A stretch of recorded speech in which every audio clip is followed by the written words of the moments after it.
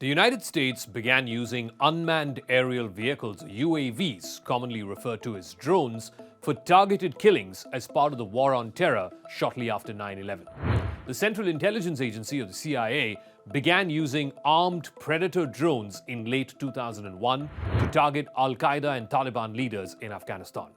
The first known targeted killing using a drone occurred on the 3rd of November 2001 in Afghanistan, when the CIA-controlled Predator drone fired missiles at a car carrying a suspected Al-Qaeda leader.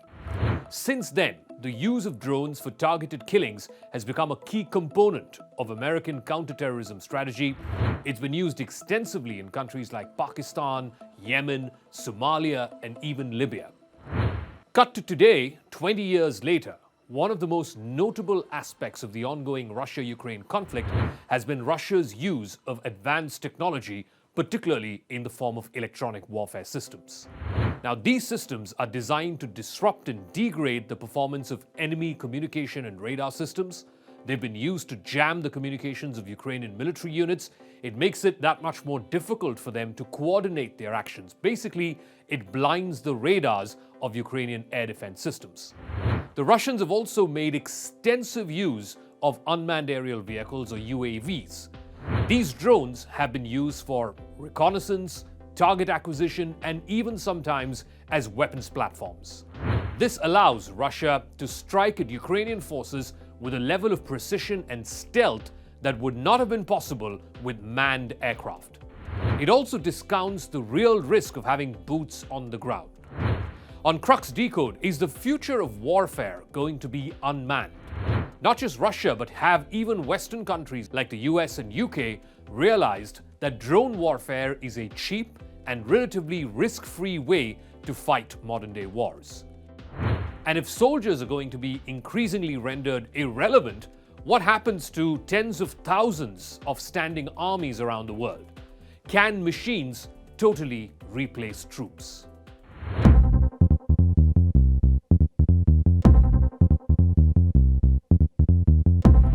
The first time Russia used drones in an active war was during the ongoing conflict in Syria, which began in 2011. Russia began its military intervention in Syria in September of 2015, and one of the key elements of its campaign has been the use of drones. Russia has been using a variety of drones, including the Orlan 10 and the Forepost, to gather intelligence on Syrian rebel groups, as well as to target their positions with airstrikes. The Russian military has also used drones to monitor the movement of ISIS fighters and to track their convoys. One of the most notable UAVs used by Russia in the current conflict with Ukraine is the Orlan 10. It's a small, lightweight drone. It's equipped with a high-resolution camera and can fly for up to 12 hours at a stretch. It's been used extensively in this war for reconnaissance, providing Russian forces with real-time imagery of the battlefield, thereby allowing them to identify and target Ukrainian military positions. Another UAV which has been used by Russia in this war is the Zala 421. It's a small, compact drone that can be launched by a single person. It has a range of up to 50 kilometers. It can be used for target acquisition, allowing Russian forces to identify and track Ukrainian military units. One thing that this UAV also does is it helps guide the fire of Russian artillery units to precisely hit Ukrainian positions. But the most interesting and perhaps the most extensively used drone by Russia is the foreign-made Iranian specialization drone, the Shahid 129.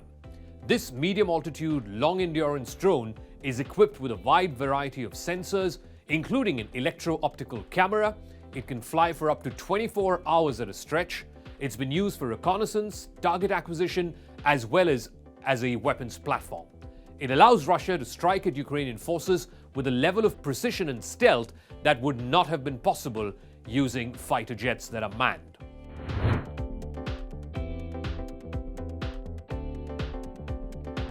The linkages between Russia and Iran in the supply of these drones can be traced back to the military and economic cooperation between these two countries since the early 2010s.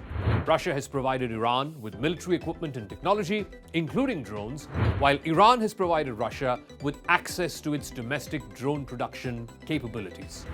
All of this started around the time of the Syrian civil war, where the interests of both Russia and Iran align. Both countries have cooperated in the war in Syria, with Russia oftentimes providing military support to the Syrian government and the Iranians providing military as well as economic support. There have been numerous instances, for example, in Syria, of Russia conducting airstrikes in support of the Syrian armed forces, while Iran was providing ground troops for the same operation. Both countries have a vested interest in preserving the regime of Bashar al-Assad. That's when the two countries started working together to develop new drone technologies, like the use of artificial intelligence to enhance the capabilities of drones. Russia has provided Iran with military equipment as well as technology. Iran has been able to purchase or acquire Russian-made drones like the Forepost and the Orlan, which they have used in their own military operations. Russia and Iran have also collaborated on the development of new drone technologies. For example, they've jointly developed the Shahid series, which is an Iranian-made drone that is based on the Russian-made Orlan.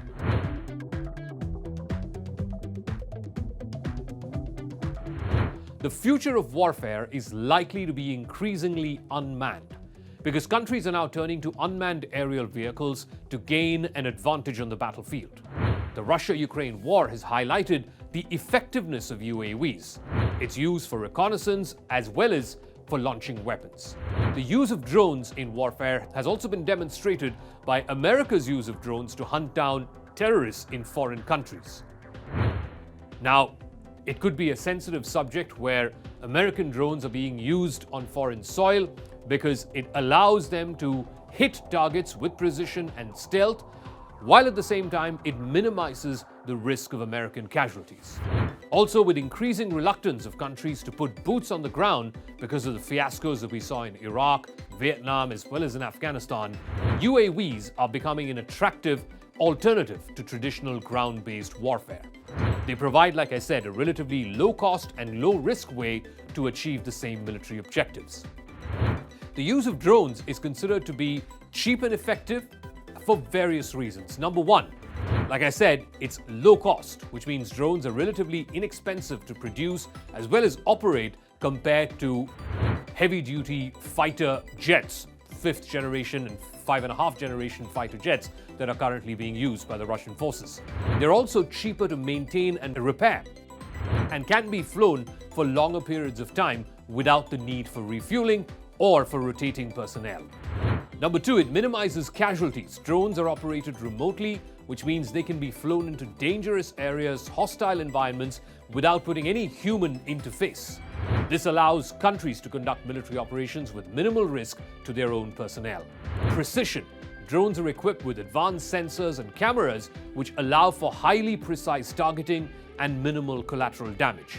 This is particularly useful for targeted killings where the goal is to eliminate specific individuals rather than cause widespread destruction. And finally, for surveillance, because drones can provide real-time surveillance and reconnaissance, allowing for more accurate and timely intelligence gathering. They can also be used to monitor and track enemy movements, providing valuable information for future operations. So the future of warfare is likely to involve increased use of unmanned systems, whether it is drones, robots, or even autonomous weapons. These systems can be used for reconnaissance, surveillance, targeted killings, or as in the case of the Russia-Ukraine war, it can also operate for longer durations in hostile environments. They can also be controlled remotely, allowing for greater precision from a greater distance from the battlefield. This technology will change the way future wars are fought and how countries make their strategic decisions. As they say, the future could be human-less.